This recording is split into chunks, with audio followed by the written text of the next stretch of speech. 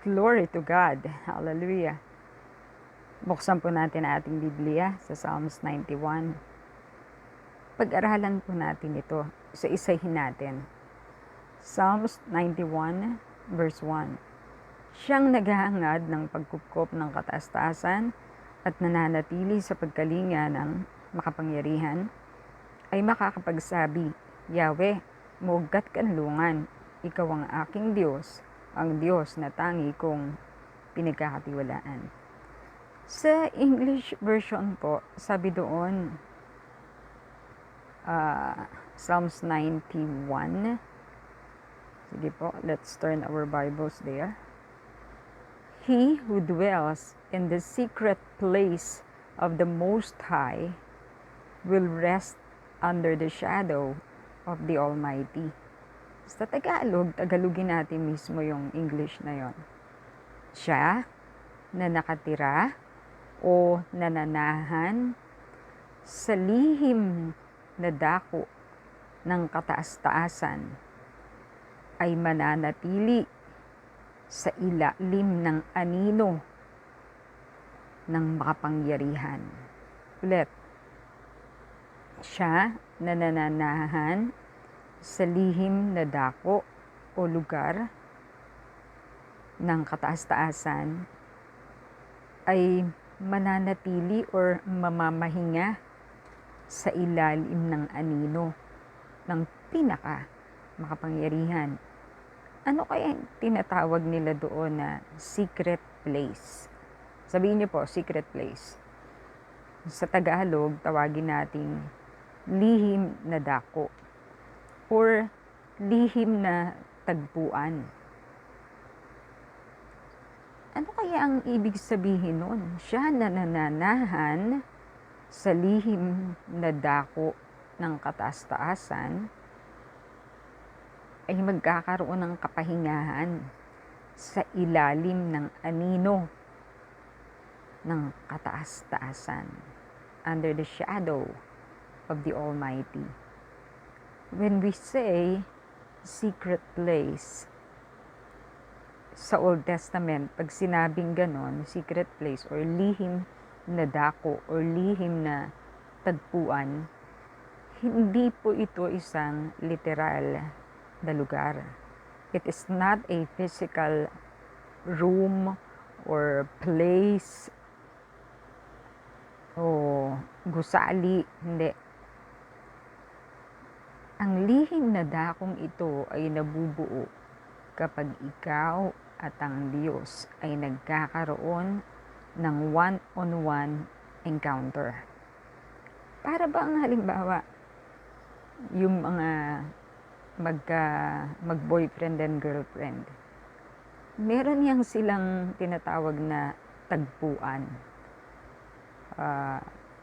Yung lugar na iyon, yun yung kanilang, doon sila nagkikita palagi. Specific place. Siguro silang dalawa lang nakakaalam ng lugar na yun. Para pag gusto nilang mag-usap, doon sila nag-uusap. Sa atin, mahalaga yung tinatawag na secret place or lihim na dako or lihim na tagpuan. Tagpuan mo at ng Diyos. A secret place between you and God. Kayong dalawa lang. Nabubuo yung secret place na yon kapag ikaw ay nananalangin. Kapag lumalapit ka sa Diyos, inilalagak mo sa Diyos ang buong puso mo. Sinasabi mo sa Diyos ang laman ng puso mo, ang burden mo, ang kagalakan mo, ang plano mo. You open yourself to God. Doon kayo nagkakaroon ng communication ni Lord at doon din nakikilala mo ang Panginoon. Kasi doon din sa lugar na yun, binabasa mo ang kanyang salita. Pinag-aaralan mo ang kanyang salita. Meaning, you seek the face of God. Inaalam mo kung ano ba yung mga bagay na gusto ng Diyos. Ano ba ang mga bagay na ikatutuwa ng Panginoon? So pag sinabing secret place, ito yung iyong personal relationship with God. Your daily devotion with God. Your daily communion with God. Yung kayong dalawa lang. Okay? Napakahalaga nun sa Diyos. Yung relationship mo sa Diyos ay mahalaga sa Kanya. Hindi pwedeng gusto mo ng blessing, gusto mo ng pagkalinga, ng makapangyarihan, pero ayaw mong makipagrelasyon sa Kanya. Hindi pwede yun. Doon pa lang sa verse 1, napakalinaw na eh. Siya nanananahan o tumitira sa lihim na dako ng kataas-taasan ay mananatili sa pagkalinga ng kataas-taasan. Hindi ka pwedeng manatili doon sa pagkalinga ng Diyos kung ikaw ay walang secret place with God. Kung wala kang relasyon, ni hindi ka nagpe-pray, ni hindi ka nagbabasa ng Bible, nauubos yung araw mo na hindi mo pinapansin ang Diyos. Ibig sabihin, hindi ka nananahan sa lihim na dako ng kataas-taasan. Mahirap na sabihin mong ikay mananahan sa pagkalinga ng pinakamakapangyarihan. Hindi. Prerequisite yun. Ulitin ko doon pa lang tayo sa verse 1, pero ang dami na nating makukuha. Siya na nananahan sa lihim na dako ng kataas-taasan ay mananatili sa pagkalinga ng pinakamakapangyarihan. Ulitin ko, mahalaga kay Lord na ikaw ay nananahan sa lihim na dako ng kataas-taasan.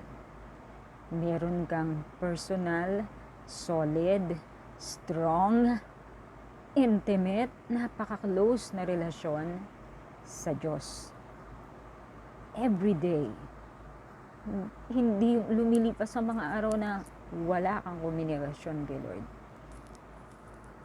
Lahat na ng balita na pakinggan mo, lahat na ng mga post sa FB na sundan mo, pero ang Biblia hindi mo nabasa.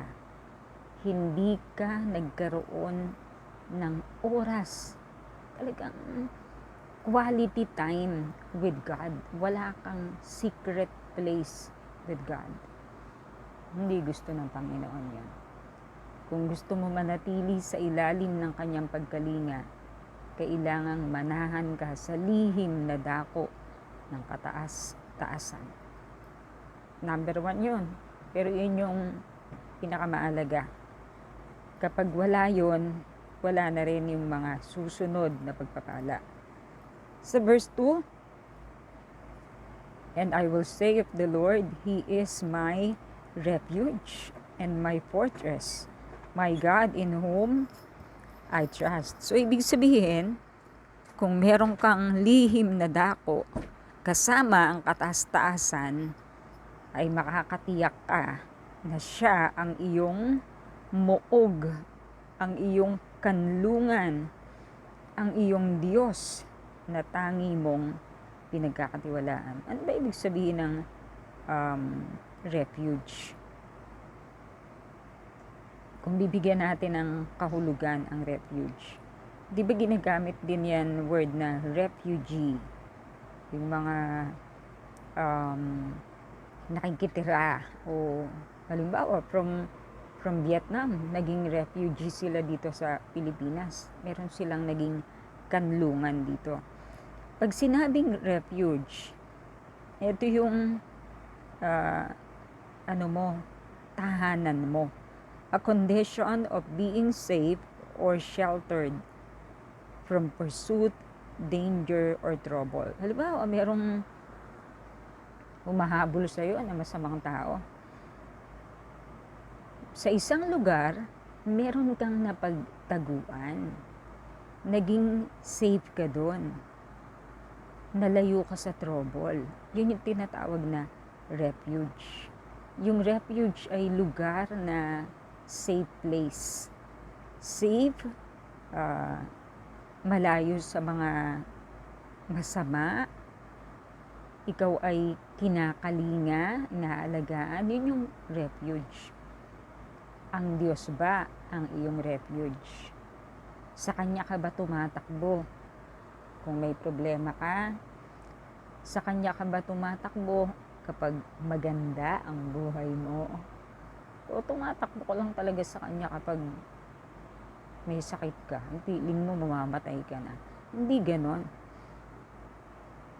Dapat in good times and bad times, ang Diyos ang ating tahanan. Pero lalo na in bad times, mas mararamdaman mo lalo yung pagkalinga sa'yo ng Diyos. Siya ang kukup-kup sa'yo. Kasi nananahan ka sa lihim na dako ng Diyos. Okay? Siya ang iyong kanlungan. Siya ang iyong moog, or sa English ay fortress. Ano kaya yung fortress? Ano ang ibig sabihin nito pag sinabing fortress?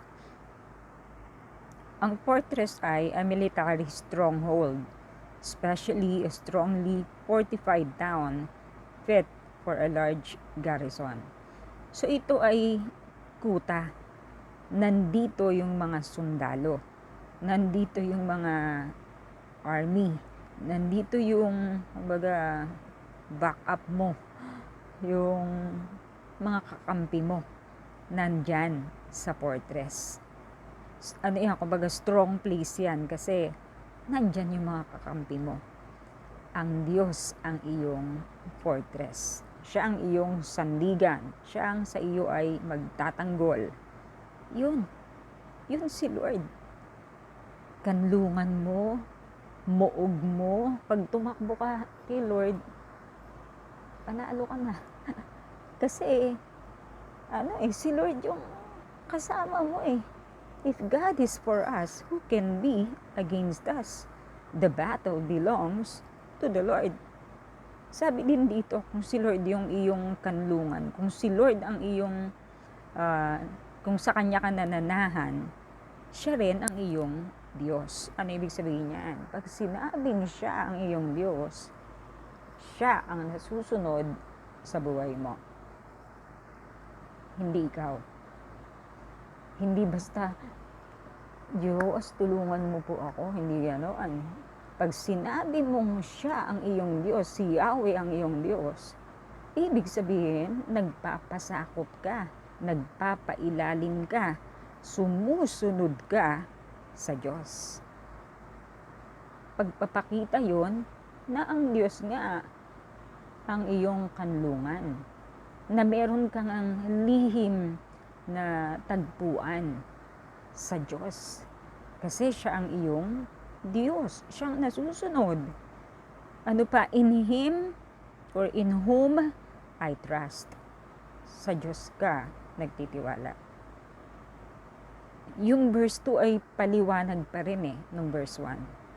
Kung ang kataas-taasan, ang iyong tahanan, kung meron kang lihim na dako sa kataas-taasan, kumbaga siya yung shelter po.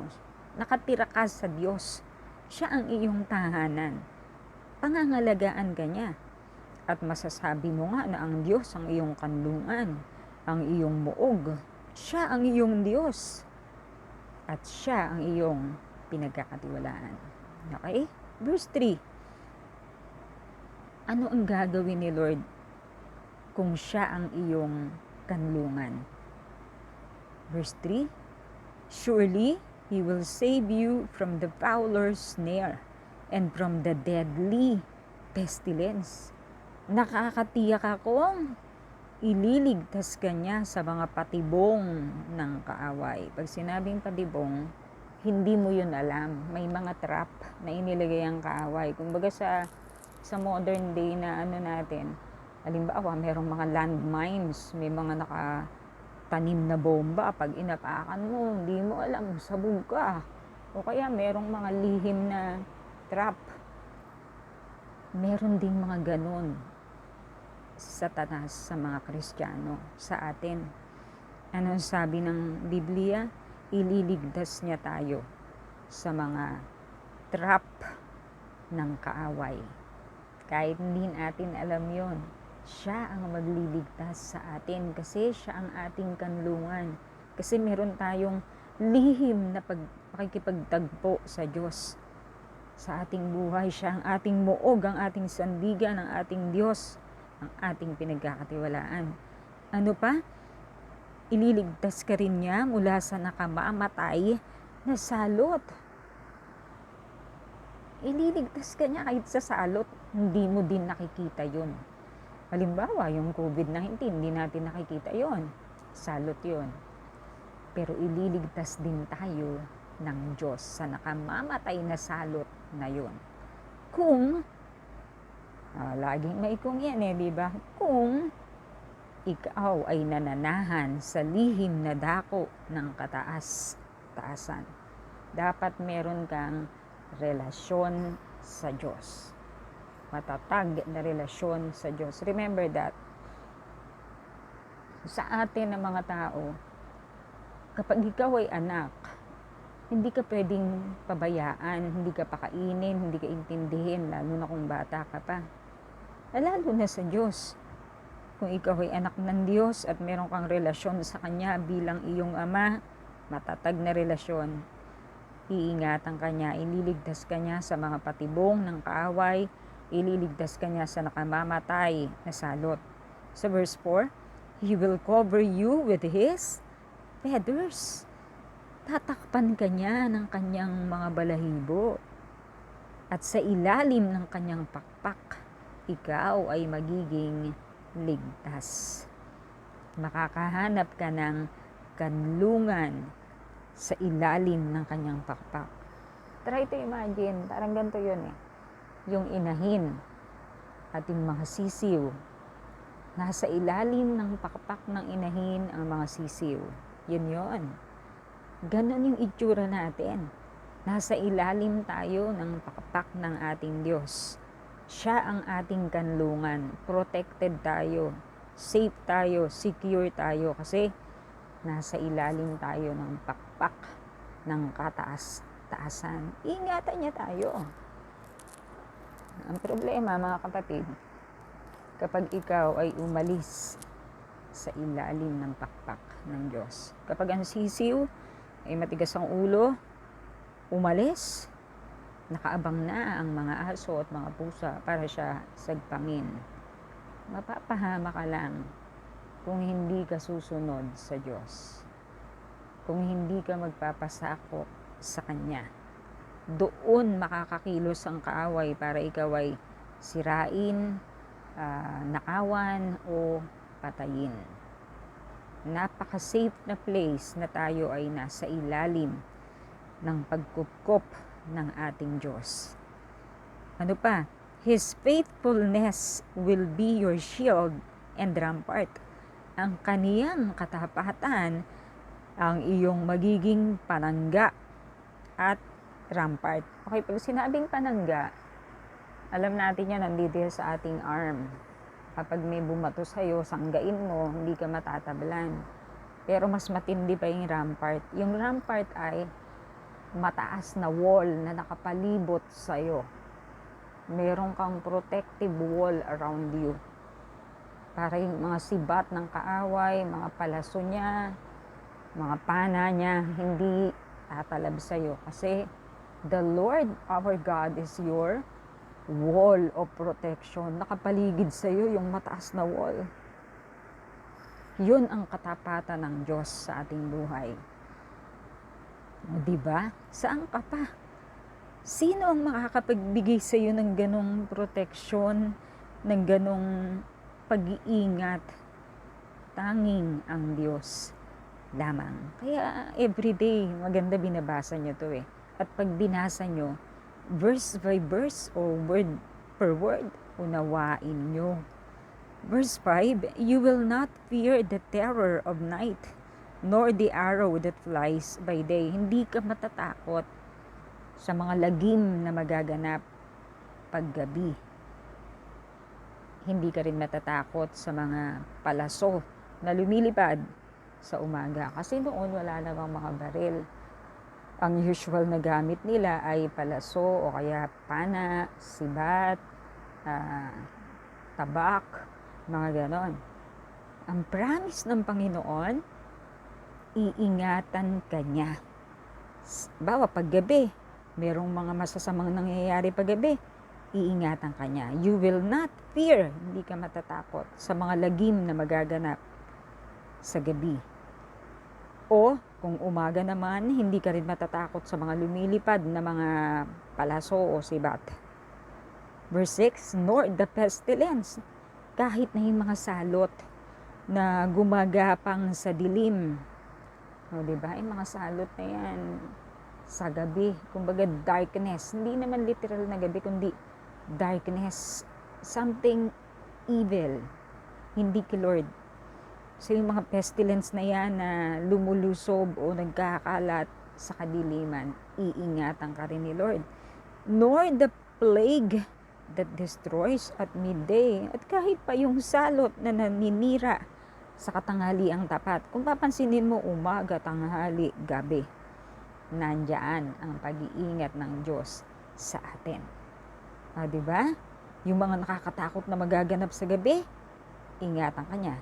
Sa umaga, yung mga nagliliparang mga palaso, ingatan ka niya. Sa mga salot, o sa kung anong mga pestilence na mangyayari sa kadiliman o sa katanghaliang tapat, iingatan tayo ng Diyos. You will not fear.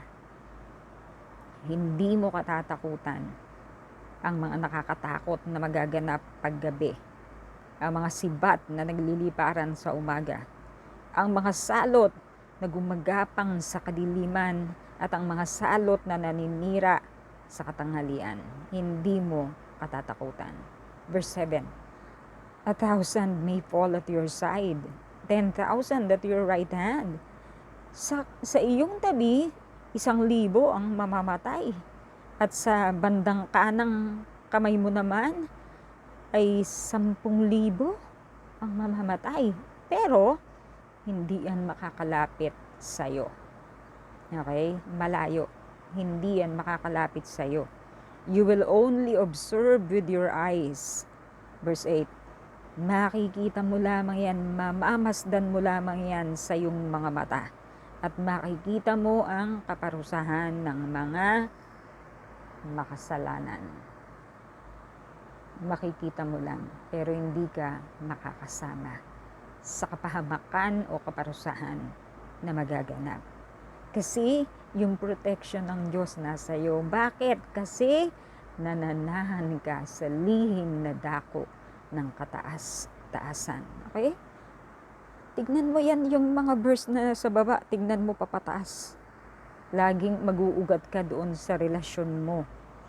Matatag na relasyon mo sa Diyos na nahahayag doon sa iyong secret place with God.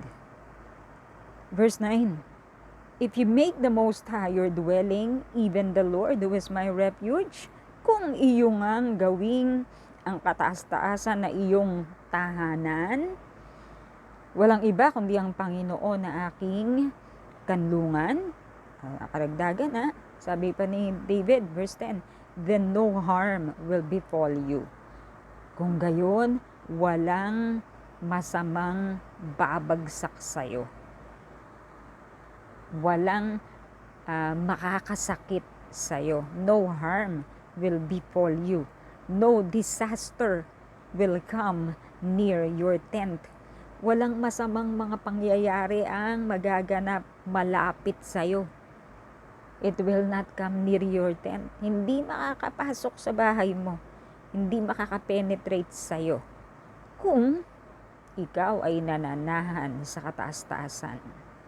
Kung ang Panginoon nga ang iyong kanlungan, sandigan, muog. Walang masama ang mangyayari sa'yo. Tignan natin yan sa Tagalog version. Verse 10. 9:10. Di mo aabuting ikay mapahamak. Di mararanasan kahit anong uri ng mga paghihirap sa iyong tahanan. Yan, yung tinutukoy dyan na tent is your home. Okay? Walang masamang mangyayari sa iyo. Walang mga disaster na makakalapit sa tahanan mo. Bakit? Kasi ang Diyos ang iyong tahanan. Siya ang iyong kanlungan, sandigan, muog. Verse 12. Verse 11. Bakit walang makakalapit sa iyo na disaster and no harm will befall you? Verse 11, for He will command His angels concerning you to guard you in all your ways. Sapagkat uutusan niya ang kanyang mga anghel. Take note of that. Plural yan. Angels. Ikaw isa ka lang. Pero ang ipapadala ng Diyos sa iyo, mga anghel. Uutusan ng Diyos ang kanyang mga anghel patungkol sa iyo, sa pangangalaga sa iyo. Gagabayan kanya't iingatan sa lahat ng iyong mga landasin. Verse 12, they will lift you up in their hands so that you will not strike your foot against the stone. Tataas kanila ng kanilang mga kamay upang sa ganon hindi masanggi ang iyong paa sa mga bato. Nandoon yung protection ng angels sa atin. Tutulungan nila tayo. Ilalayo nila tayo sa kapahamakan. Hindi isang anghel, angels. Remember that. Verse 13, you will tread upon the lion and the cobra. You will trample the great lion and the serpent. Apakan mo lang yun. Hindi naman to literal, mga kapatid. Kundi yung mga dangers na yan, hindi yan makakapasok sa'yo. Aapakan mo lang yung mga yan. Hindi sila makakapanakit sa'yo. Ikaw ang makakapanakit sa kanila. Hindi dahil magaling ka, kundi dahil ang Diyos ay sumasa iyo. 14, because He loves me. Ito, gusto ko to. I love this verse. Lahat naman ng verse na yan. Pero isa to sa parang ang lapit sa puso. Because He loves me, says the Lord, I will rescue him. I will protect him, for He acknowledges my name. Sa Tagalog, dahil ako ay minamahal niya. So doon makikita mo na mahalaga sa Diyos na may relasyon ka sa Kanya. Magandang relasyon. Nararamdaman ng Diyos na minamahal mo siya. Dahil ako'y minamahal niya, sabi ng Diyos, ililigtas ko siya. Iingatan ko siya. Sapagkat kinikilala niya ang aking pangalan. Tanongin mo yung sarili mo. Totoo bang mahal mo si Lord o kunwari lang? Mahal mo si Lord pero siya yung pinakakulelat. Kung ang minamahal mo ay 1 to 10, si Lord yun nasa 10. Nako, nakakatakot yan. Ang gusto ng Diyos na pag-ibig na ibibigay mo sa Kanya ay love the Lord your God with all your heart, with all your soul, with all your mind, with all your strength. Ibig sabihin, siya ang top 1. At napakalayo ng kanyang agwat sa iba. Kung tunay mong mahal na mahal ang Diyos, ililigtas ka ng Diyos. Iingatan ka niya. Sapagkat kinikilala mo ang kanyang pangalan. Verse 15, He will call upon me and I will answer him. Tatawag siya sa akin at ako'y tutugon sa kanya. See? Pag tumawag ka kay Lord, ayan na agad si Lord. Bago ka pa nga tumawag, andyan na si Lord eh. I will be with him in trouble. Ibig sabihin, hindi ka niya pababayaan. Hindi ka niya iiwan sa gitna ng kaguluhan. I will deliver him and honor him. Ililigtas ko siya at pararangalan. Wow! O diba? Saan ka pa? You will benefit sa relasyon mo sa Diyos. Ikaw yung magbe-benefit ng sobra-sobra. Pero sana, maging totoo ka. Kasi alam ng Diyos kung hindi totoo ang pag-ibig mo sa Kanya. So, you might as well be true. Okay? Ayusin mo ang relasyon mo sa Diyos. And last verse, with long life, will I satisfy him and show him my salvation. Bibigyan ko siya ng mahabang buhay, ng masaganang buhay, at ipakikita ko sa kanya ang aking pagliligtas. Wow! Diba? Napakaganda ng salita ng Diyos. Everyday, i-ano mo yan, i-meditate mo. I-share mo rin sa iba para sila rin ay mapalakas. Thank you, Lord. Pagpalain ng Diyos ang kanyang mga salita.